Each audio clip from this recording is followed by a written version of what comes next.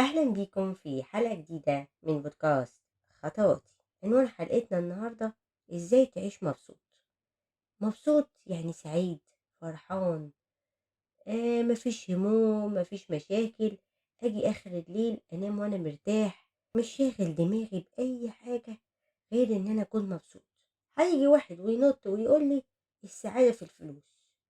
لا، عمر ما السعادة كانت في الفلوس. ناس كتير معاها فلوس لا بتعرف تنام، وتلاقيها مكشرة وشايلة هم الفلوس، وبتفكر ازاي تزود الفلوس او تحافظ على الفلوس. يبقى الفلوس مش هي السعادة.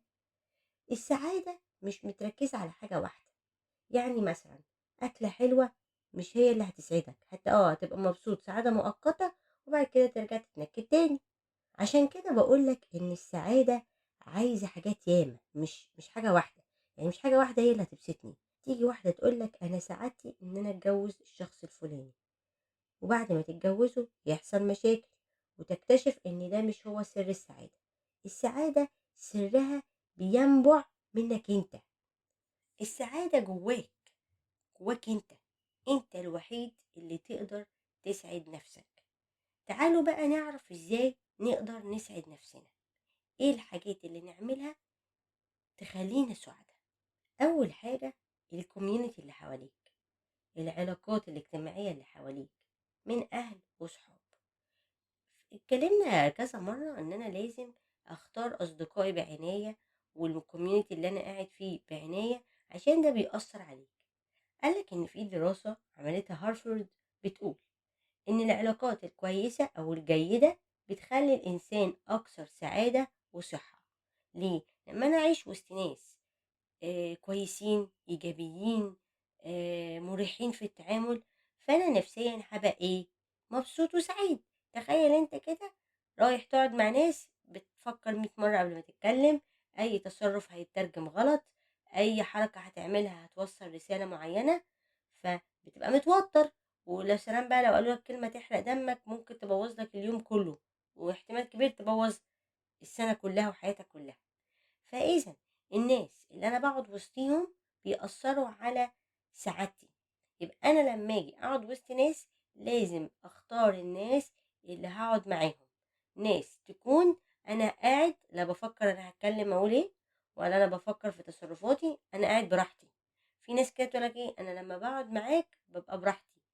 ساعتها بيحس إن بالسعادة، ما فيش حِمل، بيبقى مبسوط، حتى لو بيتكلّم عن مشكلة بيكون مبسوط.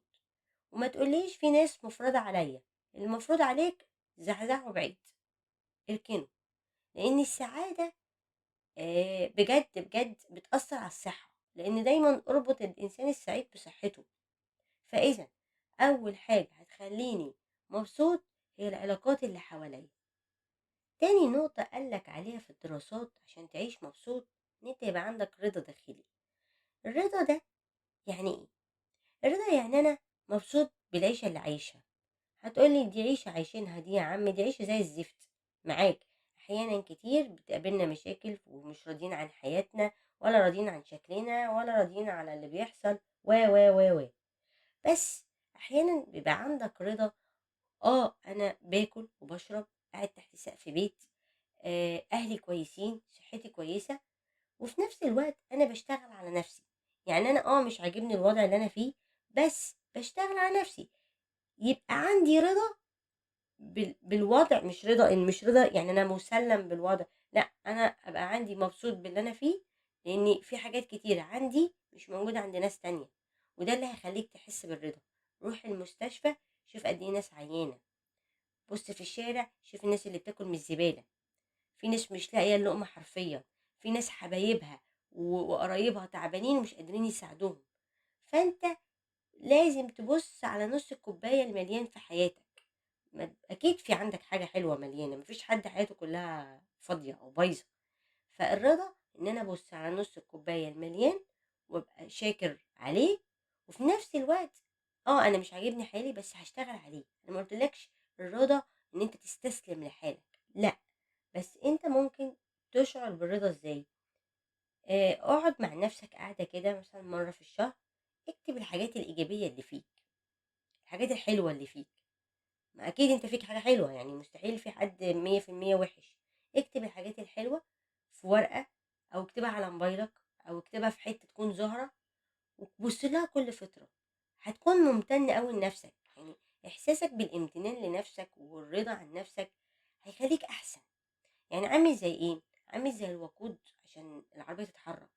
الرضا ده والإيجابيات اللي موجودة فيك، والله ده أنا عسول، أنا ضحكتي حلوة، أنا لساني حلو، أنا بعرف أطبطب على اللي حواليا، بعرف أكسب اللي قدامي. دي اعتبرها إيجابيات، ومش اعتبرها هي إيجابيات فيك على المستوى الشخصي. فإحساسك بالإيجابيات هيديك شعور بالرضا، يديك شعور بالسعادة، يديك وقود إن أنت تبقى أحسن. يبقى لازم تاني نقطة يبقى عندك رضا عن نفسك. تالت حاجة ممكن تساعدنا نبقى مبسوطين، هو إن أنا عندي هدف في الحياة. يعني أنت كل يوم بتصحى تعمل إيه؟ بتصحى ليه؟ عندك هدف بتعمله، عندك تربية عيالك، شغلك، عندك خدمة بتقدمها للي حواليك، دراستك، عندك حلم نفسك تحققه. الأهداف دي بتخلينا عندنا شعور بالسعادة، لأن أنا ليا دور، بعمل حاجة، منتج، مش إنتاج مادي، حتى لو إنتاج معنوي. إن أنا مثلا ليا أهل أنا برعاهم، بطبطب عليهم، برفع سماعة التليفون كل يوم أطمن عليهم.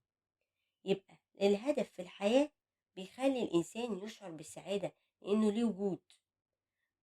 طبعا الأهداف الكبيرة، في الهدف الكبير، الهدف العام، وفي أهداف صغيرة بحققها على مدار الوقت. يعني مثلا هدف قصير إن أنا مثلا النهاردة أنا رايحة أزور أهلي، فأنا باصحى الصبح باحضّر نفسي مبسوط، هاجيب لهم حاجة، رايحة أبُص عليهم، هاقعد أتكلم معاهم. هدف تاني قصير، ابني عايزاه يشترك في نشاط معيّن، عندي مشروع في الشغل عايزة أخلّصه. فالأهداف الصغيرة دي بتحقق الهدف الكبير اللي أنت عايزه، والأهداف قابلة إن هي تتغيّر، بس في الأول وفي الآخر وجود هدف في حياتك بيخلّي لحياتك معنى. رابع عامل مهم جدًا نحطه في اعتباراتنا عشان نبقى مبسوطين، صحتنا الجسدية. بمعنى الناس اللي بتتمرن وبتاكل كويس، بتمشي، انت طول ما انت مهتم بصحتك الجسدية فانت كويس متعافي، فمش بتضيع عمرك بقى في المستشفيات يا ركبي يا عظمي يا ضغطي يا راسي يا مش عارفة ايه. فما تضيعش عمرك في المستشفيات والتعب. انا ما بقولش ان في امراض بتيجي غصب عننا مش بايدينا، بس في حاجات انت ممكن تتحكم فيها بايدك انت، أكلك، رياضة، شغلتين مش حبة صغيرين. ده بيديك إحساس بالسعادة. ليه؟ لأن الرياضة والأكل الصحي بيرفعوا هرمون السعادة اللي هو الدوبامين. فكده الصحة الجسدية طول ما هي مية مية، انت كده بترفع هرمون السعادة عندك وبتبقى مبسوط. خامس حاجة ممكن تساعدك ان انت تبقى مبسوط هو ان انت تتعلم وتنمو. باقول لِك إيه، ما أنا خلاص نميت والنمو وقف، لأ، إحنا هنا بنتكلم عن التعلُّم، النمو، تطوير النَفْس. أنا كنت فاكرة بيني وبينكم يعني إن الكلام ده هجص، بتوع التنمية البشرية بيقولوه هجص. بصراحة أنا جرّبته على المستوى الشخصي، إن أنت تقرا وتتعلم وتطوّر من نَفْسك. أنت كده الشخصية مثلًا اللي هي من 5 سنين هتلاقيها اتغيّرت، هتبقى أحسن، هتحب نَفْسك أكتر، هتلاقي نَفْسك عندك نضج، عندك وعي أكتر، فاهم الدنيا أكتر. يعني مثلًا أنا قُلت لكم قبل كده بادرس الذكاء العاطفي، فاكتشفت إن الذكاء العاطفي بيخلّيك ناجح في حياتك أكتر من الذكاء العام. يعني إيه؟ يعني أنا شاطر في دراستي بس ما عندكيش ذكاء عاطفي. ايه بقى الذكاء العاطفي ده؟ اعرف اتعامل مع اللي حواليا. جميل. فلو انت ما عندكش ازاي تتعامل مع اللي حواليك بذكاء، انت احتمال كبير ما تنجحش في حياتك. فاذا اللي انا عايزه اوصله ايه؟ ان انا لما اشتغل على نفسي اطور نفسي في حاجه، حاجه نفسي كنت اتعلمها، حاجه محتاجه اتعلمها. يعني احيانا احنا بيبقى عندنا نواقص بطبع البشر، احنا عندنا نواقص. فلو انا اشتغلت على نفسي وطورتها ونميت نفسي، أنت هتحس إن أنت بتكبر، بتنمو. ده إحساس يدّيك إيه، أوبا! أنا بقيت جامد. فهيدّيك إحساس بالسعادة. حتى في قعداتك مع الناس هتلاقي نفسك بتتكلم بنضج، أنت نَفْسك إيه ده، والله إيه ده أنا اللي باتكلم كده، ده أنا معجب بنَفْسي أوي، فهتبقى مبسوط. فالتطوير تطوير الذات، النمو الذاتي، إن أنا أشتغل على نَفْسي وأتعلم حاجة جديدة أو حاجة أنا ما كانتش عندي، فده هيدّيك إحساس كده زي ما باقول لك كده اللي هو ياه! أنا جامد كده، فإيه هتبقى مبسوط. حتى لو ما اشتغلتش بيها، مش باتكلم على مستوى الcareer، في ناس بتطوّر نفسها في الcareer ودي حاجة حلوة جدًا، باتكلم على تطوير نفسك كنفسك، يعني حتى تسمع نفسك كده أنا باقول كلام والله عظمة، ده أنا باعمل عظمة، غير لمّا أنت إيه محلك سر، أنا كده حلو ومش عايز أطلع من منطقة الراحة، وأنا راجل مِيَّة، مِيَّة وأنا كده عاجبني نفسي، دول بيتعبوا. لأن بيقول لك إن منطقة الراحة المُخ بيدّي إحساس إيه، لأ أنا مش هابذل مجهود وأنت كده، كده مِيَّة، مِيَّة ومش محتاج تبذل أي مجهود. لكن الخروج من منطقة الراحة، إن أنا أتعلم وأبقى أحسن، ده هيرفع عندك الدوبامين هيرفع عندك إحساس إن أنت لسه فيك طاقة ولسه ممكن تدّي وممكن تتعلم، ممكن تبقى أحسن. فاطلع برّه منطقة الراحة واتعلم، اشتغل على نَفْسك، اشتغل على نَفْسك في أي مجال أنت تحبه، مش لازم في شغلك. مجال تعلُّم لغة، اتعلّم موسيقى، اتعلّم مهارة، المهم إن أنت تطوّر من نَفْسك أكتر وتشوف نَفْسك، خلّي بالك إحنا عندنا إمكانيات كبيرة جوّانا، مهما كان السِن، مهما كان الوقت، مهما كان العُمر، مهما كان البيئة المحيطة بيك، آآ أنت لسه فيك حاجات ما اكتشفتهاش. فإن أنت تدوّر وتتعلّم، هتكتشف في نَفْسك حاجات هتخلّيك تنبهر بنَفْسك أكتر، وتحب نَفْسك أكتر، وتكون مبسوط أكتر. وخلّي بالك ده هينعكس على اللي حواليك، هُم كمان هيحترموك ويحبوك ويشعروا بالسعادة وهُم قاعدين معاك. سر السعادة إن أنت تكون مصدر السعادة لنَفْسك، ودي نقطة مهمة لازم تعرفها. يعني ما تستناش حد يبسطك، ابسط نَفْسك يا معلم. لأن أنت لو استنيت حد يبسطك يبقى قابلني لو اتبسطت. طب أنا أبسط نفسي إزاي؟ فسح نفسك، اشرب فنجان قهوة، اقعد في مكان حلو قدام النيل أو قدام البحر، لكن ما تستناش حد يبسطك، اشتري لنفسك هدية. لكن لو استنيت حد يبسطك ابقى قابلني لو اتبسطت. يبقى جزء عامل كبير من السعادة أو تكون أنت مبسوط إن أنت اللي تبسط نفسك بنفسك، ما تستناش حد يبسطك. عامل تاني مهم ولازم تحطه في حياتك وهيديك شعور بالرضا، هو ان انت ما تقارنش نفسك باللي حواليك. اسوأ حاجة ان انت تقارن نفسك باللي حواليك، واكتر حاجة عاملة المشكلة دي هي السوشيال ميديا، منها لله خربة بيوت ناس وخربة عقول ناس. السوشيال ميديا بتخليك دايما تحس ان انت ناقص، انا اسفة.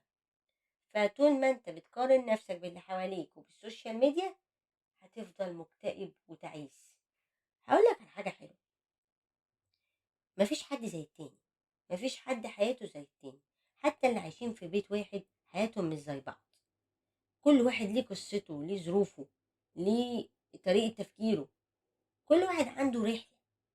ما ينفعش تقول لي أنا عايز حياتي تبقى زي فلان، يبقى هتاخد كل حياته، في حاجات ممكن ما تعجبكش. يبقى الأحسن إن أنا ما اقارنش نفسي بحد، عشان أقدر أعرف أوصل للهدف اللي أنا عايزه عشان أنبسط.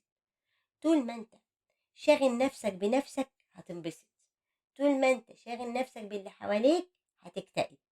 فنصيحة ما تقارنش نفسك بحد، قارن نفسك بنفسك، هتعيش مبسوط. لما تقابلك مشكلة ما تقعدش تولول ولا تقعد تشتكي، لا، لازم تتعلم تتعامل ازاي مع المشكلة، يبقى عندك مرونة. المشكلة بتسبب حزن وتعاسة، بس ان انا اعرف اتعامل مع المشكلة، ان انا آآ أقدر أقاومها وأواجهها وأعرف أحلها، ده هيدّيني شعور بالسعادة. في ناس عندها مشاكل الدنيا وبلاوي الدنيا وتلاقيهم مبسوطين، وتقول أنا مش عارفة إزاي الراجل ده مبسوط أو الست دي بتضحك، لإن الناس دي بتتكيّف مع المشكلة، بتعرف تتعامل. أنا المشكلة مش هتوقّف لي حياتي، فلازم يبقى عندك مرونة عشان أعرف أعيش. هاقول لك حاجة أخيرة قالوا لها علماء تمارسها يوميًا عشان تشعر بالسعادة. أول ما تصحى الصبح اعمل اسمها 10 دقايق امتنان. يعني ايه امتنان؟ اكتب أو فكر في حاجة 3 حاجات في حياتك أنت ممتن إن هُم موجودين في حياتك أو عندك. حُط نيّة النهارده، نيّة يومية، إن أنا قررت أبقى هادي مع نفسي، النهارده أنا هاتبسط، النهارده أنا هافسّحني، النهارده أنا هاشتغل على نفسي في النقطة الفلانية. يبقى أول ما تصحى تعمل النقطتين دول، 10 دقايق امتنان، تمتن لحاجات موجودة في حياتك أو في يومك، وتكتب حاجة أنت ناوي تعملها. وأنت ماشي خلال اليوم وأنت مروّح من شغلك، خُدها مشي، اتمشى ربع ساعة، تِلت ساعة، يا سلام لو نُص ساعة. وأنت بتتمشى حاول بقى تتكلم في التليفون مع حد أنت بتحبه، حد أنت هتبقى مبسوط لو كلمته، أو تبعت له رسالة، يومك جميل النهارده. بالليل قبل ما تنام اكتب أو فكر في إنجاز صغير أنت عملته، حتى لو حاجة بسيطة.